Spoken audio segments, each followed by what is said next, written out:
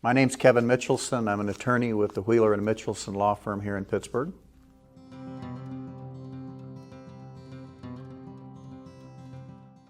I got involved with the Community Foundation when Gordon Elliott called and said he had a project he wanted to talk about. And Kayla Joy and Gordon came to my office and we visited about it.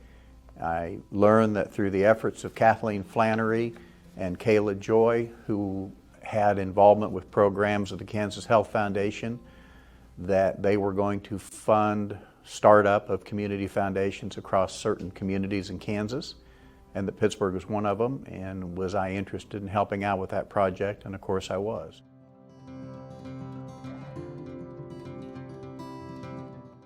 The first thing from my perspective, from what I'd seen in our practice, was the intergenerational transfer of wealth and where money leaves the community. And we wanted to try to keep some of that wealth here for the future of Pittsburgh and southeast Kansas. I also knew from just my wife's and my and our other family members' involvement in various organizations around Pittsburgh, the need to build endowments and just the need for funding for their programs. And I thought and was convinced the Community Foundation was going to be the best way to make that happen.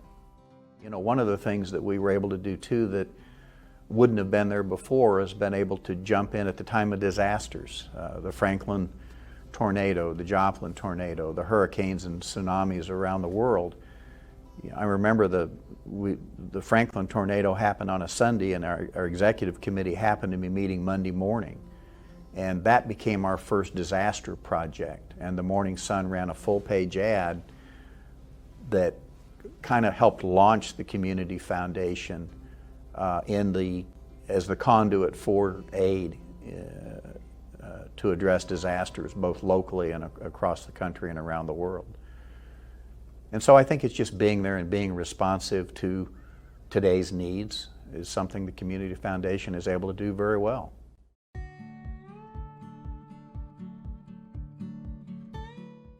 As we look at the Community Foundation's 20th anniversary, I guess I just want to look back at and acknowledge the generosity of the founders, those people who said yes when we approached them and asked them to help us come up with that first $300,000. The community leaders who were the members of the initial board of trustees, and acknowledge and be grateful for the caliber of people that stepped forward and agreed to serve. And I'm just very proud of how the Community Foundation has grown and what it's been able to accomplish in these 20 years. Glad to say I had some little part in it. You know, as I think about how we got started at the Community Foundation, which of course was originally the Pittsburgh Area Community Foundation, but we had the good sense to recruit trustees from outside of Pittsburgh as well, from adjoining communities. And it became apparent early on that the Pittsburgh area was probably too restrictive, and it was through the efforts of Frank Dunnick who suggested, let's change this and let's be the Community Foundation of Southeast Kansas. And that was a really good move, and because that's really who we are and what we were doing. But I also think it's important that we recognize and acknowledge the help the Greater Kansas City Community Foundation gave us. George Bittner, who's since passed away, was a terrific help. Brenda Chumley of their staff. You know, they came to Pittsburgh, they met with us, they helped us understand why a community foundation is a good thing and what we can do and how to go about doing it. And even though they manage our investments, that it really wasn't taking money out of Pittsburgh, it was helping keep money in Pittsburgh and southeast Kansas.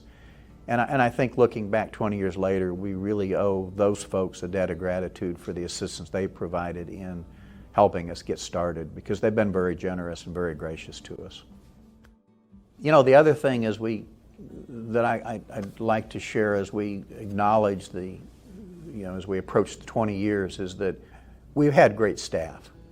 Judy Scudamore had retired from USD 250 as the assistant superintendent, and we had the good sense to talk her into being our initial director. And every one of the executive directors since then, we've just had great people. Judy and I back in the day, Judy deserves a lot of credit because she brought credibility to the project from day one, as did who the trustees were and who the officers and directors were going to be. Rita Bicknell agreeing to be the initial president was very helpful. Linda Wilkinson being the vice president and succeeding Rita. Those are just great community leaders that helped us. But Judy and I used to talk, and I would say to Judy that, Judy, I hope when we're dead and gone, they'll say we did good and we did it well.